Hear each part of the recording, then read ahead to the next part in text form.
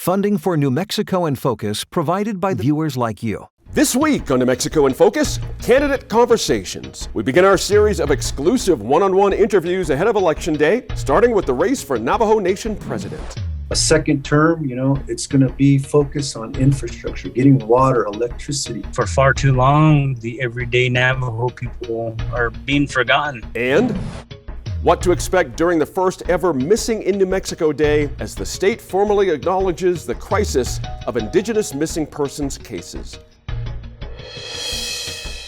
New Mexico in Focus starts now. Thanks for joining us this week. I'm your host, Gene Grant.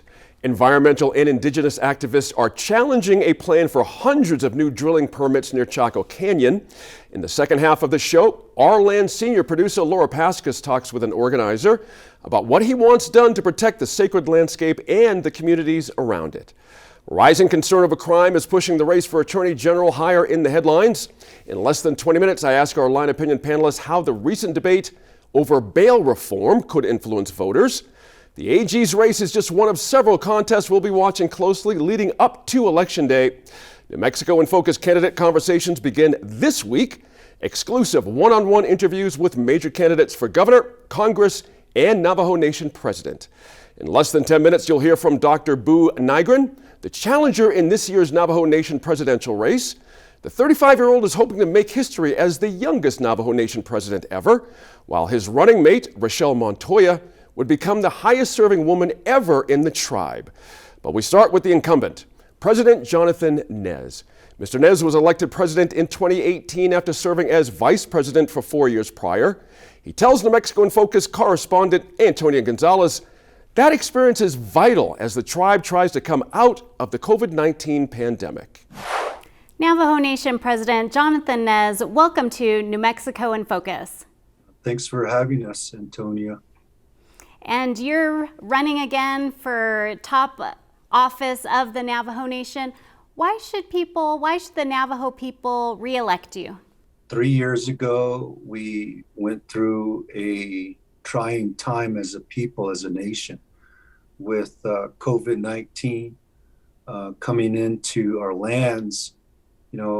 As you know, we were number one in the country per capita in COVID positive cases. And we were able to turn it around. And now we are one of the most vaccinated people in this country, and our elders are leading the way at 90% vaccination rate. And, with the support of our public health professionals and our public safety personnel, we turned a tide and we helped each other out throughout these difficult times. And if that isn't leadership, I don't know what it is. I know there was a lot of plans. A lot of those plans were put in place, but because of COVID-19, things slowed down, not just here on the Navajo Nation, but all over the world in this country. And now with the funding that has come in from the federal government, from CARES Act to ARPA to the infrastructure bill funding, and now the Inflation Reduction Act, there is a lot of irons in the fire. There's projects that are moving forward. We gave over 1,000 homes electricity during the CARES Act distribution, and there is just so much to be done. And this is not on-the-job training as the president. It takes a lot of time, building up your stamina to do this job, and you can't just get your degree and jump right in and decide to be the president. You have to be tried. And, I have been tried through some difficult times. And I think the Navajo people know that we as an administration can lead into the future and to focus on infrastructure, because that's very important. Our Navajo people want water, electricity, broadband, telecommunication, also building of homes, because as we noticed throughout the pandemic, that was what, or the lack of infrastructure is what really made the pandemic spread a lot quicker. And talking and reflecting on COVID-19, which hit the Navajo Nation hard, Is it time to fully open everything on Navajo land if you are elected to another term? I think we are very cautious. Just look at what happened throughout the country. Governments out there had a mask mandate. They take it off, they put it back on. Here on Navajo, we kept the mask mandate in place, protocols in place, just so that our Navajo people can be safe. It wasn't about us individually. I know there was a movement throughout this country about, you're taking away our freedoms, government, by forcing us to wear masks or telling us to stay home. But here on Navajo, really in Indian country, it was about taking care of our families, our communities, and our nation. And so, I think at some point in time, yes, but with monkeypox spreading throughout the country, we have 4 confirmed cases. So we are utilizing those lessons learned from COVID-19. And right now, we're just monitoring the situation. And, I think eventually the government's going to have to step back, because the government has taught everyone what to do and what not to do. And it'll be the responsibility of the individual. And so to your question, eventually, yes, the restrictions will be taken off, will be lessened, but it'll be the responsibility of our constituency. And as you've been campaigning across Navajo land, what are you hearing? What is the top issue that Navajo people want addressed, immediately, looking back that they think is unfinished business, and then looking forward in the future? Through our administration, even though there was a pandemic, we had a seat at the table in Washington, D.C. We have an open door to the White House. We've taken full advantage of that open door policy, met with the President of the United States many times. We are working on streamlining some of the processes so that infrastructure, economic and community development projects can get done quicker. One example is the infrastructure bill. There was a provision in there that said that we could be able to have right-of-way access for broadband telecommunication projects. And so on Navajo, fiber optic cables are being put in all over the nation, and all we need to do is just get from the trunk line to the homes. And that's just one example of what we've done to streamline the process. And I say that because one of the top priorities that we started 4 years ago is to get rid of the red tape, not just on the Navajo Nation government, but also the federal regulations and policies. With a new Secretary of Interior, Deb Haaland, working with the BIA, it's beginning to look like that we can streamline a lot of these processes without changing laws in Congress. Sometimes secretarial orders can be done. A second term, it's going to be focused on infrastructure, getting water, electricity, broadband telecommunication, building homes, because I truly believe that if you build a good infrastructure, that's the foundation for the future of a nation. You see that happen in other countries across the world. Now, I'm sorry to compare us to other countries, but they're sovereign nation. You have European nations that put a lot of focus on infrastructure about 20, 30, 40 years ago, and look at their economy today is booming. And I see that for the nation. And so that's what you're going to get with Nez Abeyta administration, and really focus and really mentoring our new vice president by then, so that he can take the reins into the future, because he's a future professional. His family is well known, and that's the future here on Navajo, young professionals. And I appreciate Chad Abeyta saying yes to the vice president position, because it's not about just these next 4 years. It's about beyond that. And my wife and I prayed about it, and we said, you know what, even though if we get termed out, because we're only allowed 2 terms, we also need to look toward the future for our children and our grandchildren. And I see the Abeytas being that future leader for the Navajo Nation. One anecdotal story is that a local leader for counselors community, the Trapper community, he's a bus driver for the Head Start, for the little ones. And the story he told in a public meeting was that all of a sudden he looked and he saw that all the young kids were all using inhalers to like alleviate asthma. And that said he scared him.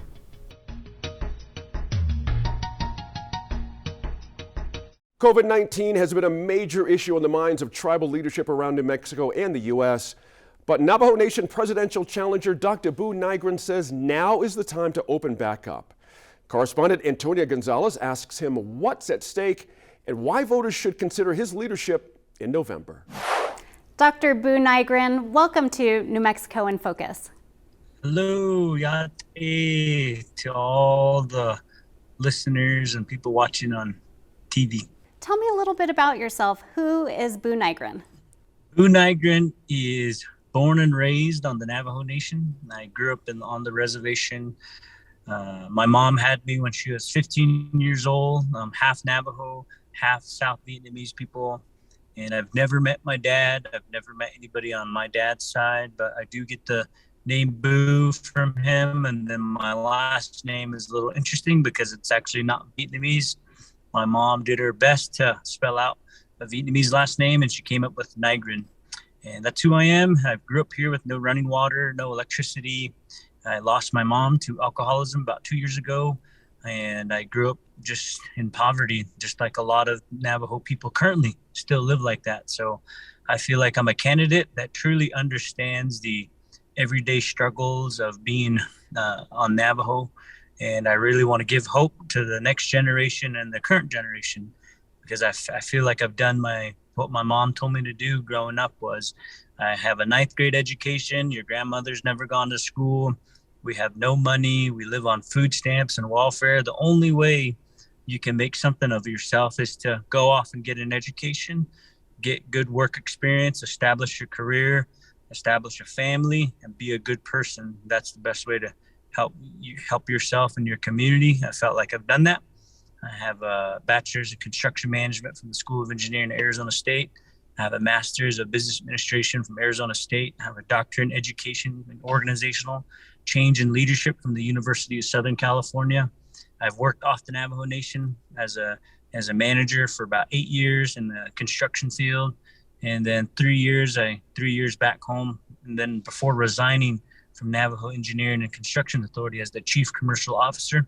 So I feel like I'm well-rounded. I know the experiences and the expectations, and most of the wants of the Navajo people are water, roads, electricity, better public safety, treatment centers, and really trying to create safer and healthier communities. And that's something that I want to get back to as a Navajo Nation president. And my hope is that the Navajo people will vote for someone like me who truly understands the struggle, whether it's living in poverty or understands as a professional trying to move home and establish yourself, or just trying to figure out how do we prepare ourselves for the everybody's leaving the Navajo Nation. I think through the 2020 census, you can see that more Navajo people live off the reservation than they do on the Navajo Nation.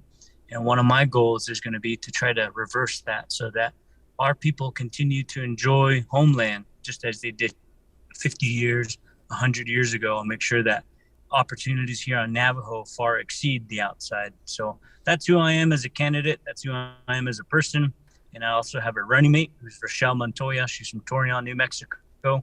If elected, she will be the first woman female vice president of the Navajo Nation, the highest elected female leader in our nation's history. So I think that this ticket represents a lot. It represents a new direction. And the Navajo Nation was hit hard by COVID-19. What is the state, in your opinion, right now of the Navajo Nation? I think the Navajo Nation is ready to reopen and ready to embrace, because living here during the pandemic, a lot of us had to go to town. A lot of us had to go into the border towns to go buy the things that we need to do. I felt like even after the vaccines were introduced last year, a lot of our people were full-fledged into getting the vaccines, getting boosters, and then every community around us reopened with the plan. But on the Navajo Nation, we've continued to stifle our communities, scare our people.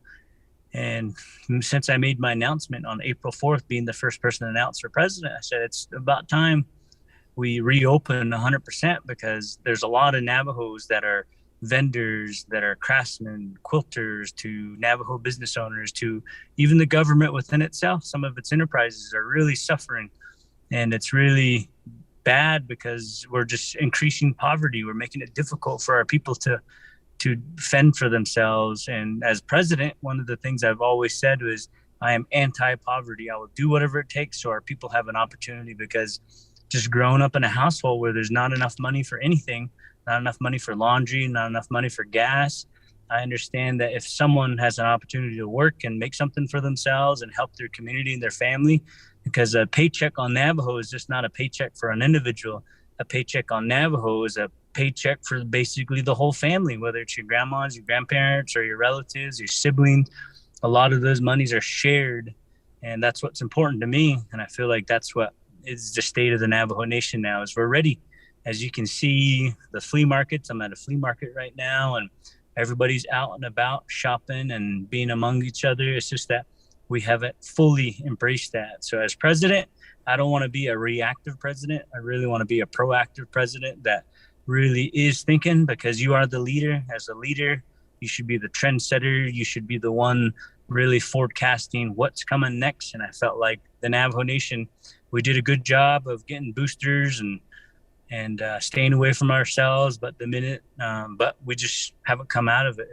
You had mentioned your running mate. We know that Navajo women are an important part in Navajo culture, Navajo way of life. So how did you come about picking a woman? And like you said, if elected, there's never been a Navajo woman serving in the top office.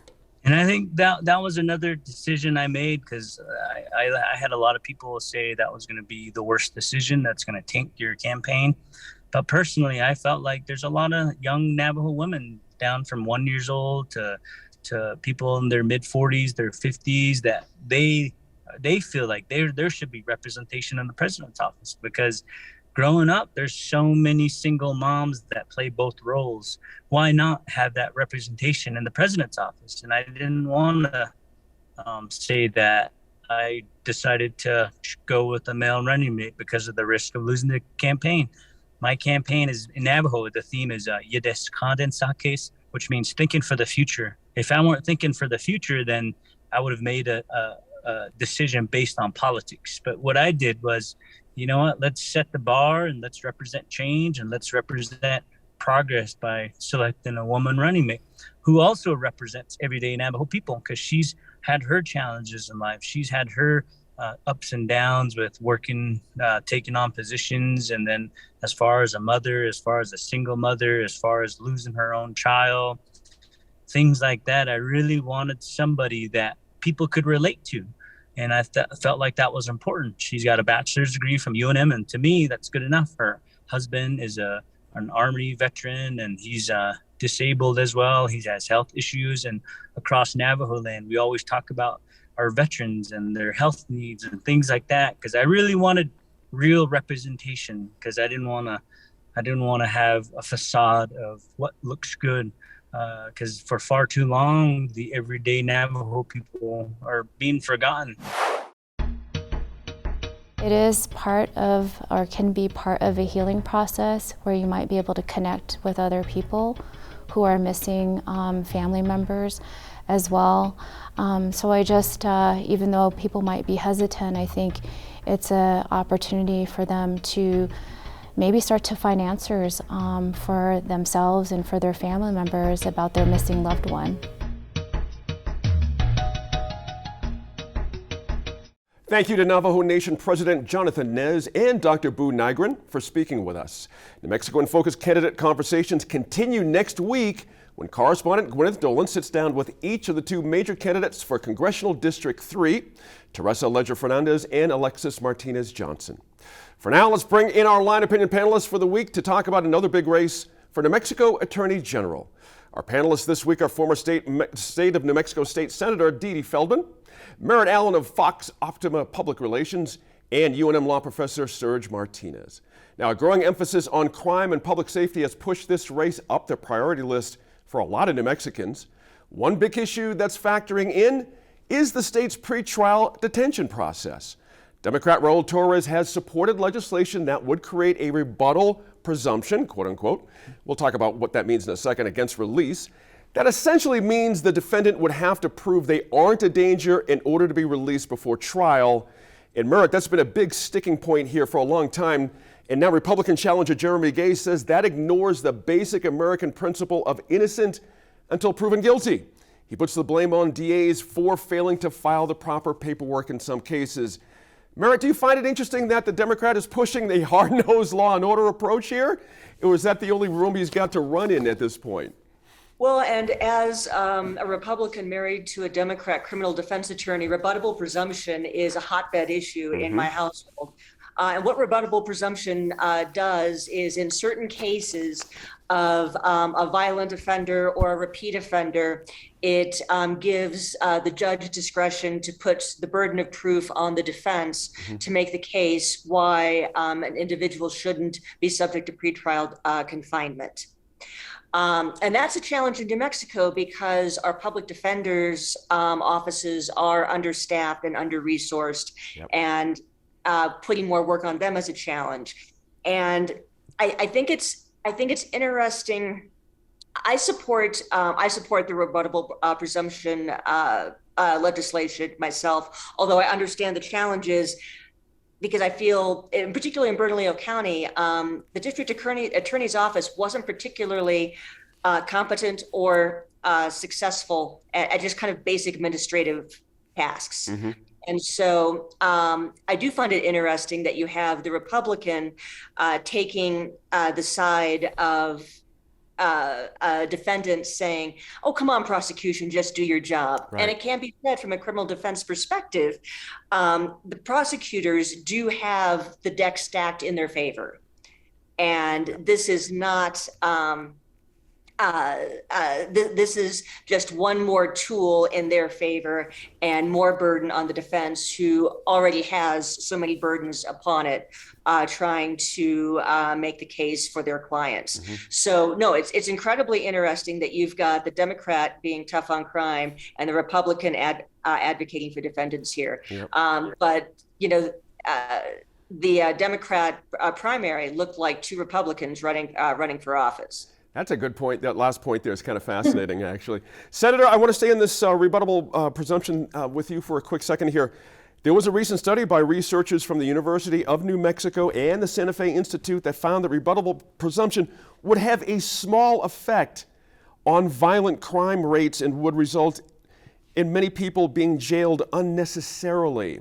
It's an interesting other side of the spectrum there. Where does that make you fall in this argument? Well, it's a tough decision. It all comes from an amendment to our Constitution that was passed several years ago that moved away from the rebuttable presumption and went to the clear and convincing standard. And the thing is, those studies came out during the legislative session. And before, I think one of them was sponsored by the Legislative Finance Committee, or had something to do with the Finance Committee. And boy, Raul Torres went through the roof and spent a lot of time trying to refute those studies because his whole premise was, you know, we've got to stop the revolving door, and this is the way to do it. Right.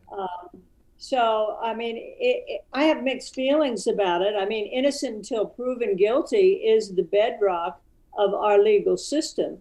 And a rebuttable presumption seems to go against that and requires somebody to be locked up without having proven their guilt. Right. And removes the possibility of bail. I mean, the whole amendment was based on the idea that that many defendants could not afford bail. So it was unfair to lock them up. So it's a tough one, but I agree with Merritt. This is very interesting. That's the Democrat that comes down tough on crime, and the Republican who says that, the DAs just have to file the paperwork properly. That's Right. essentially what he's saying. I don't know whether it's as simple as that, though. That's a good point there. I would posit it's not as simple as that. Professor, let me ask you this, Professor Serge. The politics all over this are easy to read, meaning a lot of folks are pointing at the district attorney's office as the last stop before people we don't want on the streets are back out in the streets, and that everything's the revolving door there. If you take that away, politically, there's not much of a hammer left that hasn't been used before. And so you can see why people would want this, but it seems to me if it doesn't move the numbers appreciably, what have we gained here besides a pending Supreme Court challenge in some cases? Oh, you're on mute there, Serge. So, yeah, it is. I mean, you nailed it, right? This is just political rhetoric and trying to show how tough on crime without a whole lot of analysis of the underlying issue. And that study from UNM and the Santa Fe Institute is not an outlier at all. All of the research has suggested the same thing. You'd get very little benefit in terms of preventing anyone from going out and being charged with more crimes while on release, and you get a huge negative effect of locking people up for who were never going to do anything, not going to be charged with anything new. And it's really frustrating that the conversation is so one-sided and focused on this one note rather than all of the people whose stories we never hear, who lost their job, who lost their housing, who had to spend time in jail, right? Which is in itself a pretty awful thing. And for what, right? This is not an evidence-based conversation. It's purely rhetorical, and the rhetoric, it gets so heated that it's easy, as often is the case, to lose sight of the underlying, the actual rights and values that we cling to in this country of innocent till proven guilty, of freedom from being punitive, being punished before you're actually convicted of a crime. Right. And it's extremely frustrating to watch this play out without any reference to the underlying actual data, findings, studies. And the rebuttals, I've heard the accusations, this is a flawed study because it doesn't feel right to me. Well, that's, the people who are saying that are smarter than that, but they can get away with it. Interesting points there. The lack of depth of the discussion. Can I add something to that too? And that is the whole question of whether this emphasis on crime fighting is really a red herring for an attorney general. A lot of folks feel that the attorney general's job is not crime fighting. That's the DA's job and the police's job. But the DA has much more of an administrative function representing the state when it comes to water law, also fighting corruption and enforcing the Governmental Conduct Act. And those are not as politically sexy as the crime issue, but those are really the bread and butter of attorney generals rather than fighting crime. I appreciate that distinction. That's actually a very key point you make there.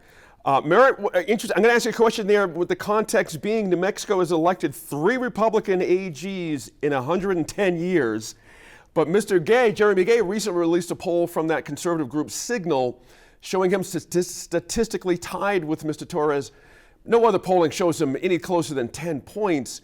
Should Mr. Torres be in this fight, so to speak, in the last few weeks? I mean, should he be just cruising around this idea? I mean, he's in a fairly safe position here. Well, that's certainly the history favors a Democrat, and it's true that attorney general's races are political races, not who's the best lawyer, but who's the best politician. Right. And we saw in the primary that Raul Torres is a politician, and if we looked at his record as a district attorney, he's definitely a better politician than he is a prosecutor. So. That being said, I think that gives him an edge in this race. I'm very intrigued by Jeremy Gay. particularly the breadth of his experience and the breadth of his law practice in Gallup, because he is covering everything that is covered by the Attorney General's office. He does water law, he does Native American law, he does family law, he does civil litigation. He's covering the full gamut of everything besides just criminal prosecution. To Dee Dee's point, really the things that an attorney general has to cover, not just criminal law. So I really like Jeremy Gay as a candidate. I think it's very bold to come out in your 30s and run for AG the first time out. Is 33 too young for this position? You know, I think it depends on the momentum behind you. There were two big political machines behind each of the Democratic candidates, and that was going to be a big factor in the general election. I don't see Republicans putting a lot of emphasis on this race. I've only seen one ad for Jeremy Gay. So I think he's just got a challenge getting party and political momentum behind him as a newcomer. And that's tough for him because it's not all about law, it's about politics, and he's a newcomer. But I want to see more from him. I'm pleased to see, the Signal poll is hopeful. The other polls, 10 points is a lot to overcome, but it could be a lot more lopsided than that. So that's a point, given the history of our state. So I think he's making a really good showing, and I want to see more from Jeremy Gay. Good points there. Thank you all to our Line Opinion panel for this week. The panel and I also talk about the Legislative Council's recent vote keeping harassment investigation procedures the same in the Roundhouse. That's after concerns raised during the scandal surrounding Senator Daniel Ivey Soto. You can watch that conversation online right now on the New Mexico in Focus YouTube page. Now, next up, we're hearing from another voice working to protect the historic landscape around Chaco Canyon. Mario Atencio is the Greater Chaco Energy organizer with the DNA CARE. In this case, CARE stands for, quote, Citizens Against Ruining Our Environment, end quote. This week, Mr. Atencio talks with our land senior producer Laura Paskus about how oil and gas drilling has affected lands where his family lives, and the sagebrush stepped landscape near Counselor Ann Liebrook, New Mexico. Mario Atencio, welcome. Thanks for joining me. Yeah, thank you. So can you describe the area where your family has an allotment or lands in northwestern New Mexico? Yes, my family, first off, Navajo, my family is from Counselors, New Mexico. How has that landscape and your experience and your family's experience been impacted by oil and gas drilling, especially in like the last decade or so? Yeah, it's highly impactful. In February 2019, the oil companies, through technical errors, spilled about 1,000 barrels, which is about over 50,000 gallons of toxic wastewater and oil onto our lands. And the subsequent lab analysis says that the aquifer has been contaminated, the groundwater, and that's pretty infuriating. My family, we were never notified by anybody. A researcher who works in the region says this big old spill happened. Like, really? Where? And then our group, the Greater Chaco, went out there, and they went to actually where my dad's land is, and they for a mile down the wash into the Escovado Wash, which flows into Chaco Canyon, that tributary wash, all that oil and toxic waste dumped in there. Yeah, and so I think a few days after that spill, there was also an explosion and a fire at another well nearby. Can you tell me about that? Even now, we don't know. There's been no real reports, only through a reporter years later, where we even made aware of another explosion. My family, but my uncle, he heard it sound like dynamite, he said. And I only knew that after the reporter did some investigative reporting on what happened out there. What are some of the health impacts that you see or hear about from people having to live so close to these like increasingly industrialized landscapes? What we see is in our health impact analysis, there was a survey done. 80% of people are experiencing headaches, body aches, like rashes. One anecdotal story is that a local leader for counselors community, the chapter community, he's a bus driver for the Head Start for the little ones. And the story he told in a public meeting was that all of a sudden he looked and he saw that all the young kids were all using inhalers to like alleviate asthma. And that said he scared him. And around the Liebrook Elementary School, not Head Start, but elementary school bus driver, around it, I think there's 14 wells that surround the Liebrook Elementary School. So that's a story we're very much very focused on, and like those anecdotal stories. But we did an analysis and a survey to the community, and there is significant impacts, symptoms of exposure to certain chemicals.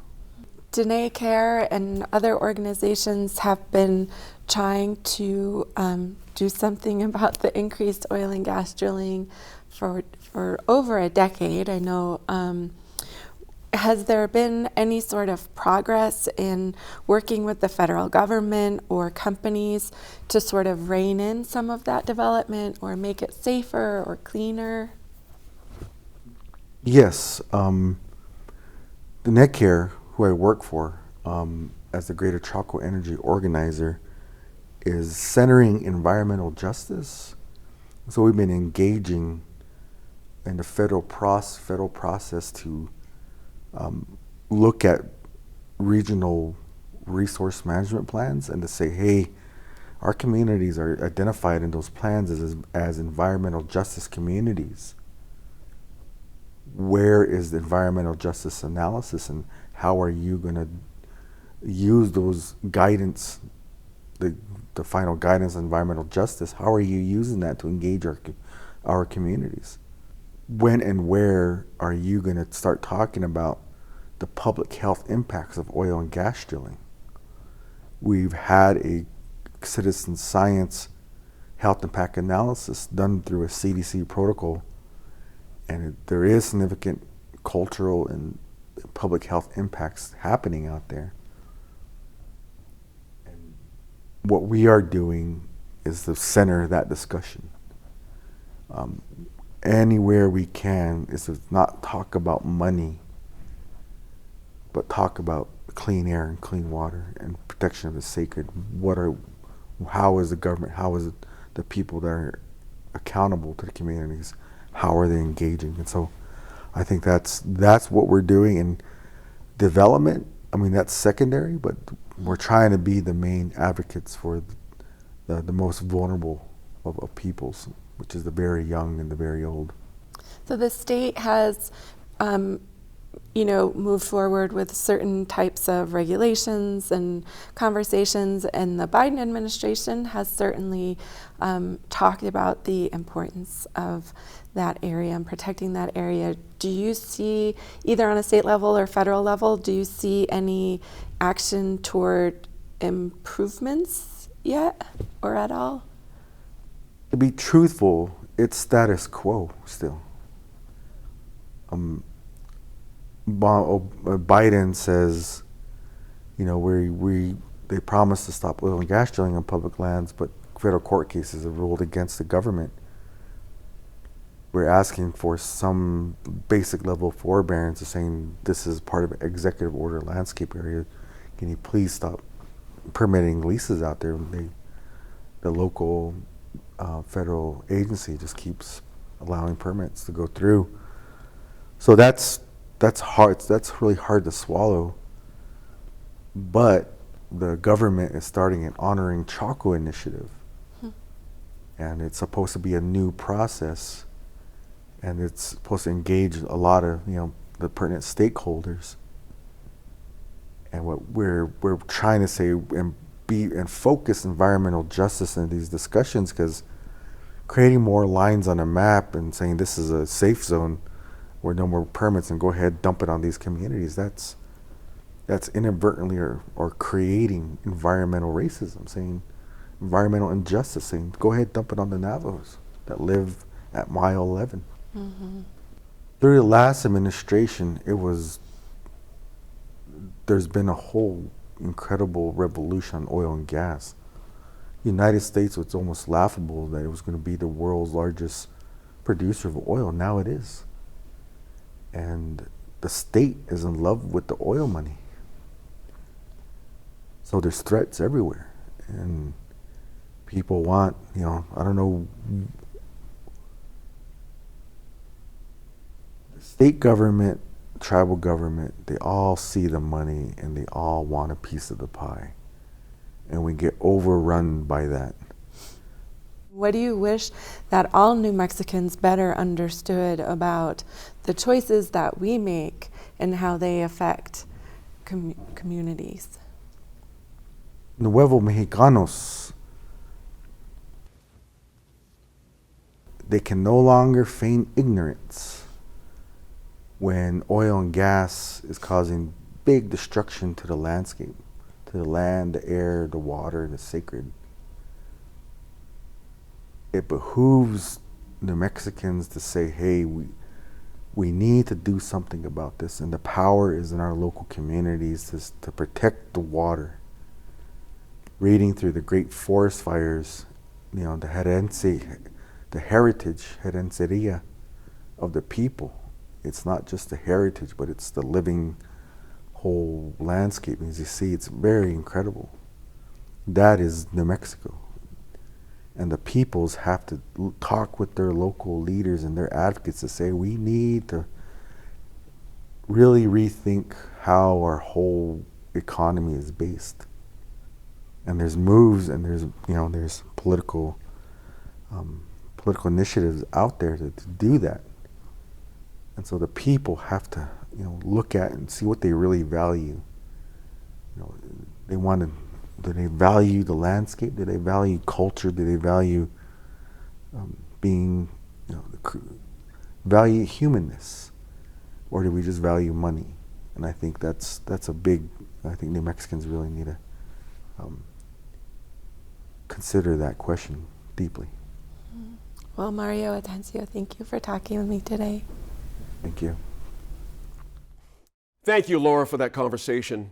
For years, a largely invisible crisis has been burdening Indigenous families across New Mexico. Unsolved missing persons cases, jurisdictional issues, bureaucratic hoops, and cultural divides have all contributed to the problem, but this year, a state task force took a significant step by releasing a formal response plan. Now, it includes recommendations for streamlining law enforcement communication, developing community outreach and prevention programs, and the creation of an annual event to acknowledge the crisis while providing resources at the same time. This week, senior producer Lou DeVizio talks with New Mexico Secretary of Indian Affairs Lynn Trujillo about the importance of this new event and how the recommendations in that state response plan will be put into place. Joining me today is New Mexico's Secretary of Indian Affairs, Lynn Trujillo. Thank you for joining me, Secretary. Thanks for having me. Of course. Now, there's been some encouraging progress in the effort to acknowledge, solve, and prevent missing persons cases, particularly among Indigenous people. The Missing and Murdered Indigenous Women and Relatives Task Force released its state response plan earlier this year. There's been some legislative action recently. Are you encouraged with the progress that's being made here in our state? I really am. I think when I look at what's been done across the nation, New Mexico really is a leader. We've done a lot in terms of establishing the task force, expanding the task force, and as you mentioned, issuing the state response plan earlier this year, and then now implementing it. And so I think, we've done remarkable here in a very short amount of time. That state response plan, it identifies 6 main objectives. For those of you watching, you can read it online. We have links on our YouTube page and social media whenever you click on this story. But I don't want to get into the particulars of each one of those 6 objectives. But how important is it to identify particular areas of need and have them in writing so that we can go out now and address those? Well, I mean, it's a roadmap, right? And it's an important plan that wasn't only for the task force, it's for everyone. We've been sharing it widely. And so I think it's helped our federal partners, our tribal partners, and our state partners, our legislators. We shared it with them, and then the governor. So it really provides that roadmap, and I think it also helps with accountability in terms of what the state can do, as well as federal and tribal governments. That brings me to the inaugural Missing in New Mexico Day. And that was one of the recommendations made in the response plan. It's happening this Saturday, October 22nd, from 9 a.m. to 3 p.m. at the Indian Pueblo Cultural Center in Albuquerque. The goal is obviously to help raise awareness of the problem, but other events or resources that can have a tangible impact for people who are dealing with a crisis like this? Sure. So this event is the first of its kind here in the state of New Mexico.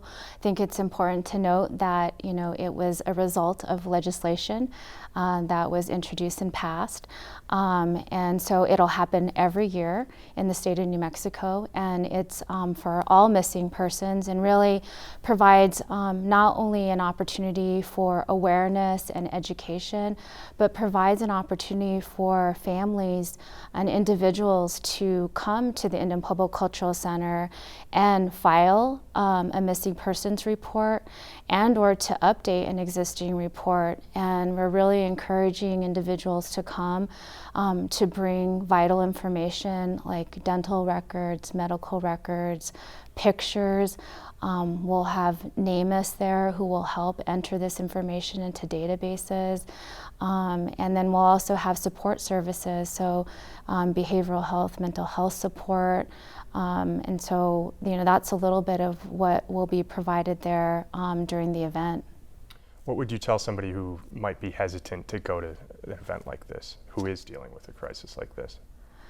I would really encourage them to come to the event. We've taken steps to make sure that there are areas for families and to talk with law enforcement privately.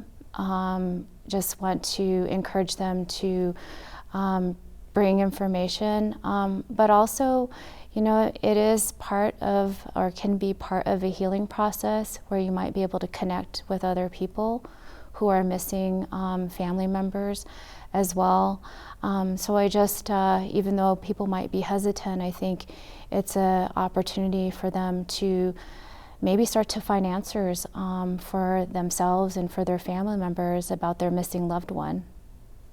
Law enforcement, of course, plays a big role in investigating and prosecuting these cases, and bolstering those efforts is one of the objectives laid out in that response plan. What are some of the logistical difficulties right now when it comes to investigating these cases, things like information sharing between agencies like the FBI and tribal law enforcement? Yeah, so when we started to explore this issue here in New Mexico, there was various data points, and one of the reasons why that happens is because of the different reporting systems, and a lot of times they don't talk to each other, and a lot of times some agencies don't talk to each other. Because of the task force and the work of the task force, law enforcement was at the table and involved in the task force and in informing part of the state response plan and providing different recommendations for starting to break down these barriers. I think as a result of the work here in New Mexico, we've seen some of that starting to happen, and more agencies working together, sharing information, but also more importantly, sharing that information with our families and individuals who are looking for their loved ones. I know there's a cultural factor to this too. When we spoke to the FBI special agent in charge about his agency's role and his investigators' roles, he told us that when the FBI or a non-tribal entity gets involved, navigating some of those cultural differences is vital to understanding the details of a missing persons case. Does the state response plan call for any sort of special training for these officers so that when they go into these situations, they know how to handle what can be a delicate cultural situation sometimes? Yes, actually, one of the strategies that's listed in the plan is in relation to training and making sure that there's training for law enforcement. I think there's opportunities with respect to state police to receive information in their training about MMIWP and even human trafficking. I know is an issue related to MMIP, and so there are some recommendations. I think for it to be informed by community is really important. I'd like to see some of that begin to happen, but yes, the task force did identify more training.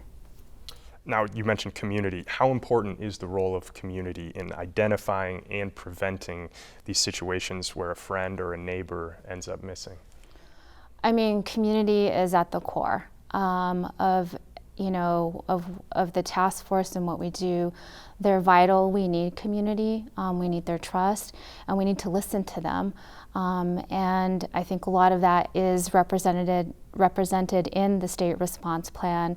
The task force was expanded by executive order by Governor Lujan Grisham, and part of that was to add additional community members. It was really important for their voice to be heard, and so we continue to do that. I mean, the task force meetings, they are open to the public and create a safe space so that we can be inclusive and hear from individuals and community members, other partners. It's just really important because this is a collaborative effort. Of course, the long-term goal of the state response plan is to prevent these cases from happening in the first place. Mm-hmm. And that's why the plan spells out other necessary societal changes, things like education, career training, expanded professional opportunities for Indigenous people. How do these things factor into the long-term prevention plan? Well, I think when we look at MMIP, there's a whole host of issues. One is in relation to housing and providing for support services for housing. Education is really important, I think, for many reasons, not only in terms of the awareness of the crisis here in New Mexico, but also for preventative efforts, and I think especially focused on youth and educating them about MMIWR so that they can be aware of avoiding risk. It also helps in risk prevention. And the task force is really engaged in focusing and wanting to expand and have more education and outreach opportunities that they can participate in. Now, it's mid-October and it's an even year, which means pretty much everything in government is kind of framed around an election season. How can citizens use their voice in November, specifically when it comes to this issue? Well, first and foremost, I just want to encourage people to get out and vote. I think it's really important for people to do that. Voting is your voice. It's a right that many Native people here in New Mexico did not have for a while in our history. It's a way for you to choose candidates that represent and reflect your values and what you're looking at. And I think, if these issues are important to you, to go out and vote, and it's a way to support, some of the efforts that are going on in the state here. All right. Secretary Lynn Trujillo, thank you so much for joining me. Thank you. Join us again next Friday at 7 o'clock on NMPBS when our Gwyneth Dolan sits down with each of the leading candidates for Congressional District 3, Representative Teresa Leger Fernandez and challenger Alexis Martinez Johnson. Thanks again for joining us and for staying informed and engaged.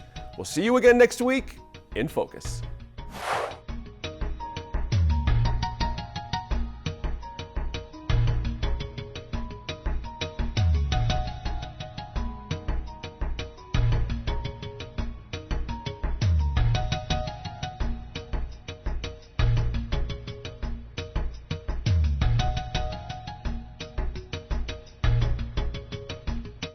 Funding for New Mexico in Focus provided by viewers like you.